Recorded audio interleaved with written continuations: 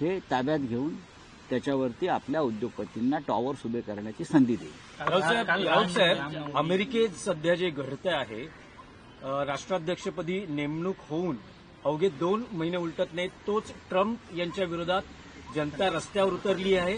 त्यांना उद्योगपती Elon Musk यांची ट्रम्पशी असलेली युती मान्य नाही आणि तो असंतोष अमेरिकेच्या रस्त्यावर पाहायला मिळतो. अमेरिकेच्या जनतेचं त्याबद्दल अभिनंदन केलं पाहिजे.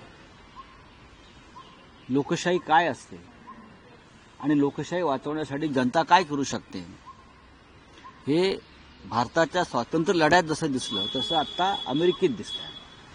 अमेरिकेतल्या 50 राज्याची जनता, 50 राज्यातली जनता ही ट्रम्प आणि उद्योगपती मस्क म्हणजे तिकडले अडाणी त्यांच्या विरोधामध्ये रस्त्यावर उतरली. आणि कोणाला वाटत असेल की अमेरिकेत जे घडलंय ते भारतात घडणार नाही, भारतामध्ये सुद्धा अशा प्रकारचाच स्फोट होण्याची भीती मी वारंवार व्यक्त केलेली आहे आणि ते होणार.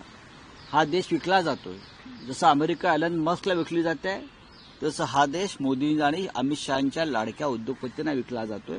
आणि वक्फ बोर्डाचं बिल ही त्याची एक महत्वाची पायरी आहे. सर्व काही अडाणींच्या घशात जात आहे हे स्पष्ट दिसतं, धारावीपासून ते वक्फ बोर्डापर्यंत.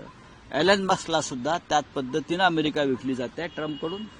आणि या देशामध्ये सुद्धा, या देशातल्या राज्यात गावागावामध्ये सुद्धा अमेरिकेप्रमाणे लोक रस्त्यावरती उतरून क्रांतीचा झेंडा फडकवल्याशिवाय राहणार नाही. पण जो आक्षेप आहे तो उद्योगपती एलन मस्क यांचा सरकारी धोरणांमध्ये असलेला मग आमच्याकडे नाही का हस्तक्षेप? म्हणजे पहिला जो निर्णय झाला सरकारी नोकऱ्यांमध्ये कपात, तो जो हस्तक्षेप वाढतो आहे त्याला जास्त विरोध आहे. म्हणजेच उद्योगपती तुमचा लाडका असल्यामुळेच तो हस्तक्षेप करू शकतो ना एलन मस्क.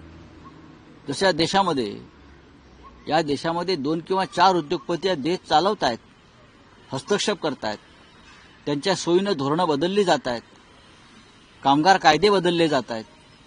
हे त्यांच्यासाठीच आहे ना. लोक रस्त्यावरती देशात सुद्धा येणार आहेत.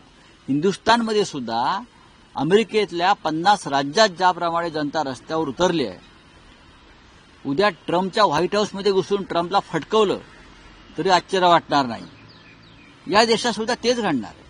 म्हणून मी वारंवार म्हणतोय की नरेंद्र मोदी 2025चा काळ पूर्ण करतील का, मला शंका वाटते. 3000 ने मार्केट कोसळलेलं आहे. याचा परिणाम जो आहे मार्केट, शेअर मार्केट, सेन्सेक्स 3000 अंशांनी कोसळलं. हो, पण मोदी परदेशात आहेत, फिरतायत. त्यांना देशामध्ये काय कोसळलंय याचं काय पडलंय? ते 20,000 कोटीच्या अलिशान विमानातून फिरतायत. परदेशात जाऊन परदेशी पंतप्रधानांना मिठ्या मारतायत आणि त्यांचे अंधभक्त इथे बघा मोदींचं परदेशात काय स्वागत होत आहे. देशामध्ये कोणत्याही प्रधानमंत्री गेला तरी असंच स्वागत होतं आमचं. तो देशाच्या प्रधानमंत्र्यांचं स्वागत आहे, मोदीचं नाही. जो प्रकल्प होता जो कोयना, काल मी त्याच्यावर बोललो. पण राऊतसाहेब, माणिकराव कोकाटेंनी जे त्यांनी विधान केलं शेतकऱ्यांच्या बाबतीत, त्यांनी दिलगिरी व्यक्त केली आहे. त्याबद्दल काय मत आहे की माफी मागायला पाहिजे? लोकशाही मराठी ऐका, पहा, जागरूक रहा.